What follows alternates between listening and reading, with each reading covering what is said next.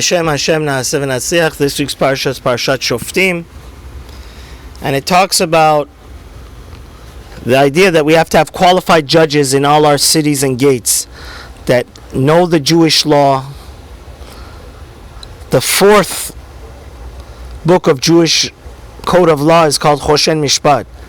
So they should not take bribery, rather pursue justice. Sedek tirdof.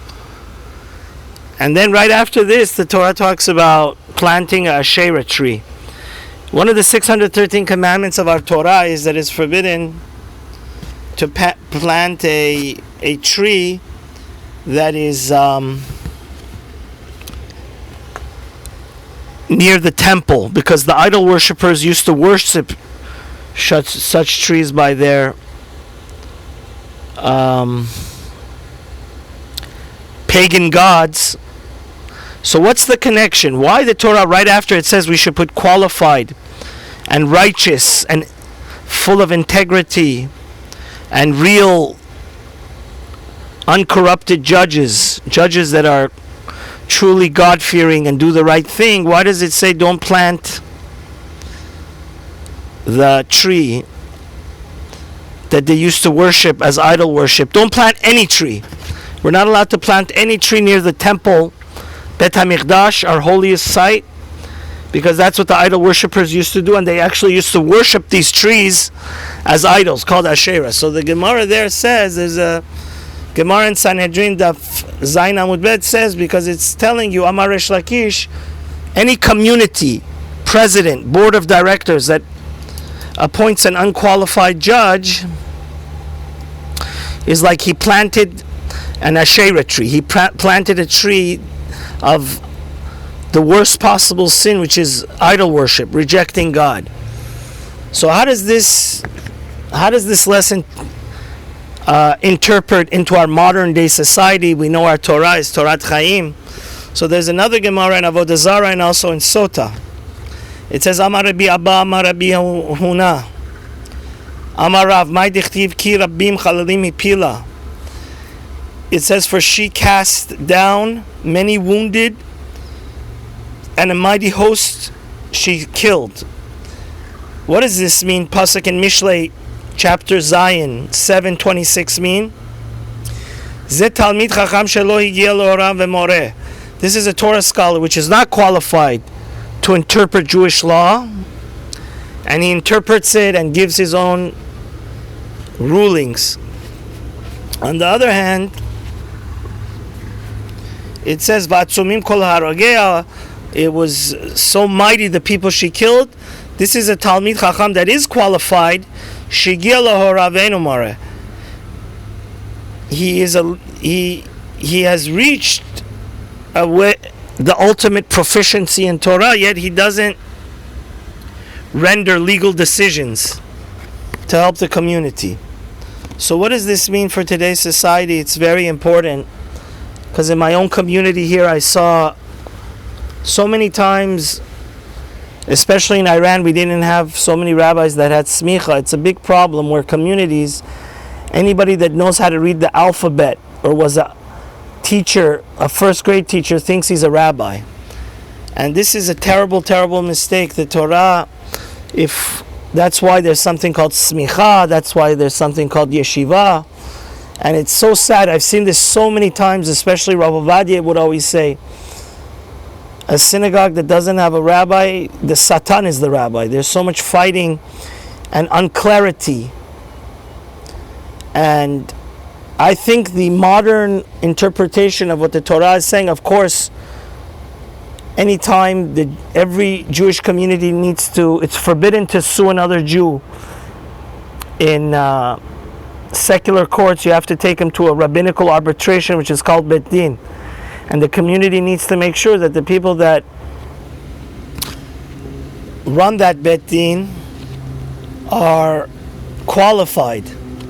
But even worse than this is somebody that is not qualified to give legal halachic decisions, and he thinks let me just tell you, my own brother-in-law was in Israel in a rabbinical judge program.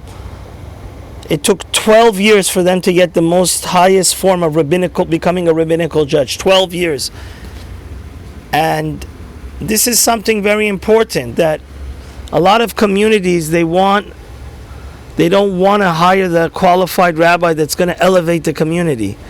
And that's unfortunately like idol worship, because everything goes down the drain. And my Rosh Hashiva Zatzal used to say something. He said that Tov sheborofim legehinom.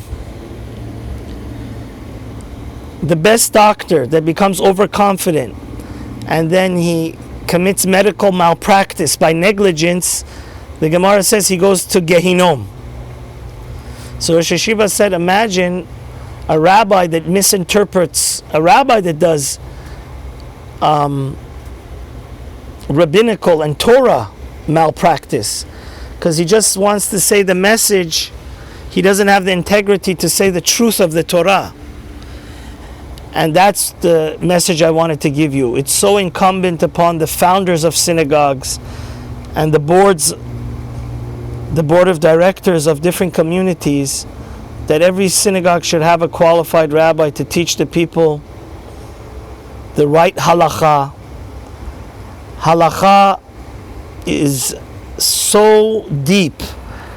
Like my Rebbe, Reb Tzvi, says, halakha doesn't come out of the Shulchan Aruch, it comes out of the Gemara. The biggest misconception people think is just you could learn Yalkut Yosef or even Shulchan Aruch.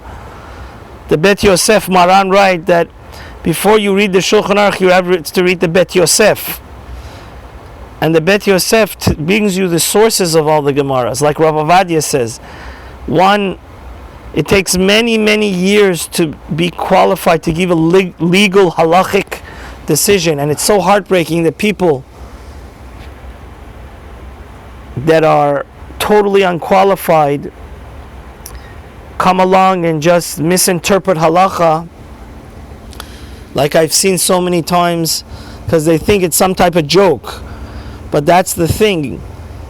If somebody that's a doctor that gives the wrong cure and damages people goes to Gehinom, imagine a rabbi is the doctor of the soul, so he better be well sure that he's presenting the right da'at Torah. He's advising the people in the most correct and precise way, because if not, this is synonymous to idol worship. That's why the Torah is telling you, qualified judges create qualified and God-fearing and good communities that are faithful to halacha. When we put the wrong leadership or people that are not qualified, think they could just step up to the plate when they don't have smicha, or even if they have smicha, they don't understand. Every rabbi also needs a rabbi to ask his questions to, because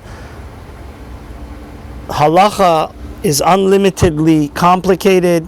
One always has to know, is this a rabbinical sin? Is this a Torah law? Safek derabanan lekula. If it's rabbinic and one knows the sources, then there is room to be lenient. But if it's Torah law, you have to be very strict. And people that don't even know this concept and don't even know the sources in the Gemara and the Tur and the Bet Yosef and the Mishnah Berurah and the Poskim and the Aruch HaShulchan and see the Teshubot, it's so sad that they think they could commit and just say something, whatever comes out of their mouth.